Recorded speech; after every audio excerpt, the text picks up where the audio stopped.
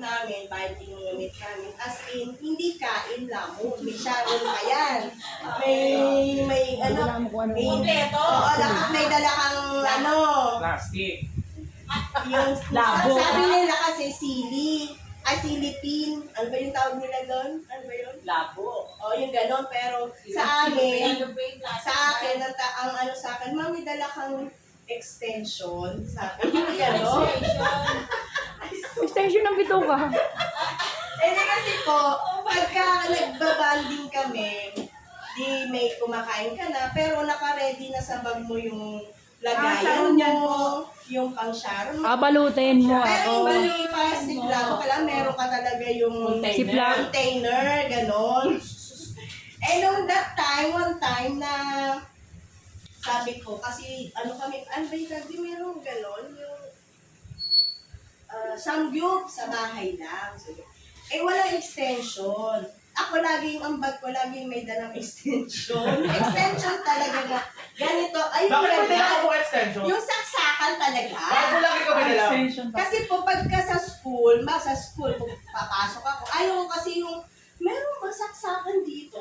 Ayaw ko yung nanghihiram na, tas sa room ng kahit kanino, kasi mas tawag mo kayo klase, gano'n. Kaya laging ako may extension sa bag.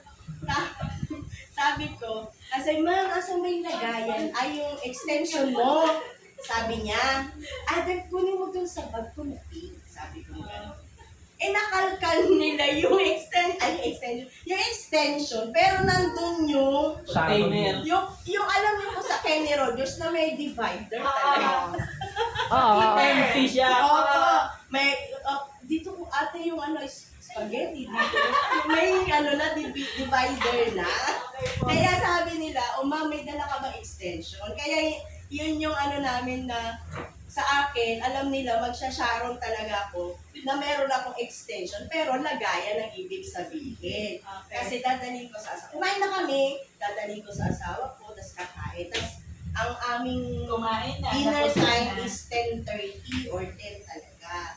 Then, ang na-realize ko, sabi ko, pag kumain ako ng kanin ko, kasi diabetic yung husband, parang almost 3 cups bawat kain ko. Tanghali, sa umaga, 3 rides. sa gabi, tas gabi na.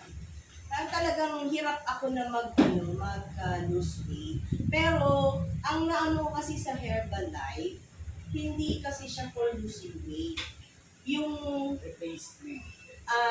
sige, bibigyan ko na lang ng DIE. Kasi, di ba, tayo, hindi naman natin alam yung life natin, hindi naman natin masasabi, nasa Panginoon talaga Oo, yan. siya talaga yan. So, DIE, die, di ba? So, hindi naman natin gusto yon na mawala tayo sa mundo, maiwan natin yung pamilya natin. Sa school, sabi nila, ma'am, matayan na naman yung nabiyuda na naman si ganito, teacher na naman. Kaya ulitin na yun.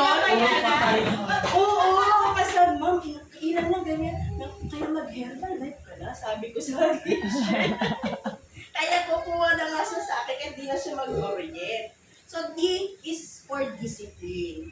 So, naturuan ako mag-disiplina dun sa pagkain, sa kinakain, tapos tumitingin na ako, ilang calorie yan, ilang So, yung I doon is inspiration.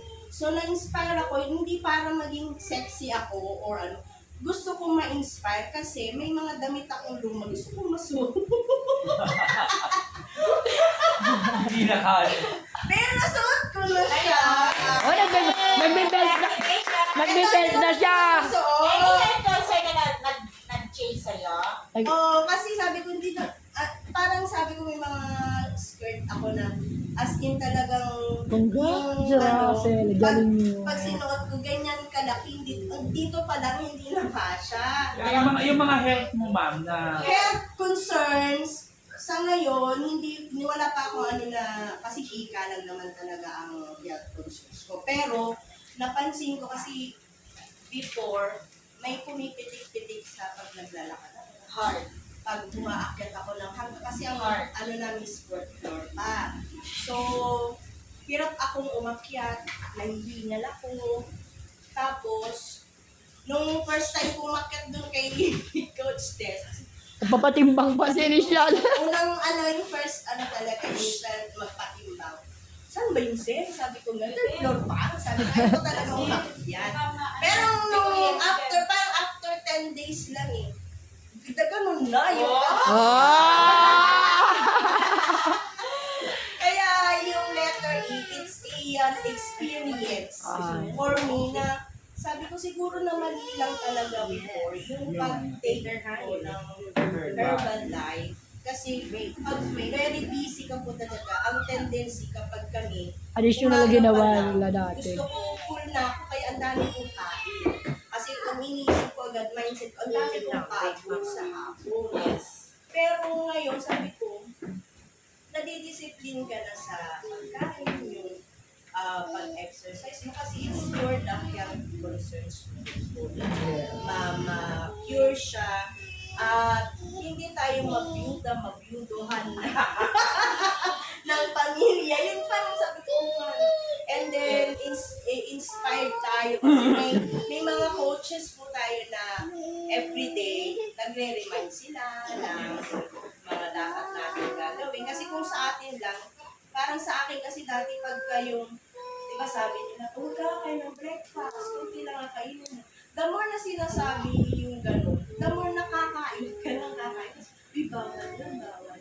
Masarap. Oo. Nagkikrave tuloy lalo. Nag-crave ka lalo ng In your experience po ng 21 days, what is your next plan in your health, in your body, or in your family?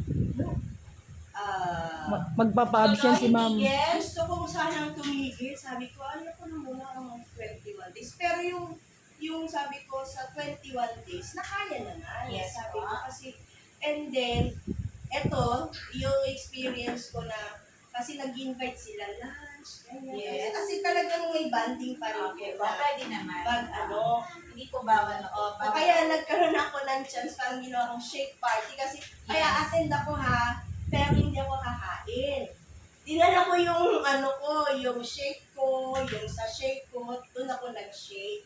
Tikman mo. Sa itsura niyo po, may nakapansin na sa paligid. Oo. Teacher ang sana ba? May May pa-order. nakapansin na. May pa-order na yan. Okay. Kaya nga may mga nag-chat-chat na Yes sa po. akin. So, pwede kaming coaches na mag-share, mag-conduct ng shake party sa school nyo. Kami pong bahala sa lahat. Ang part nyo lang po is to invite them. Na meron kami audience na makikinig sa aming ipapaliwanag about this and about this. Yes, ma'am. So, yun po. So, place and viewers po. Kami bahala sa lahat. At least, Para po magkaroon, para maparanas po namin sa inyo yung hindi lang about health, also dahil member na po kayo, also with income. Habang nagpapa-healthy kayo, share sa community nyo, at the same time, darating ang time, magiging libre yung product na ginagamit. actually, in-invite ko sila ngayon. Kaya lang may mga Kaya po, kami po yung pupunta sa area nyo para po, Libre shake cost, pwede ka pumunta. lahat ng customer. Okay. Thank you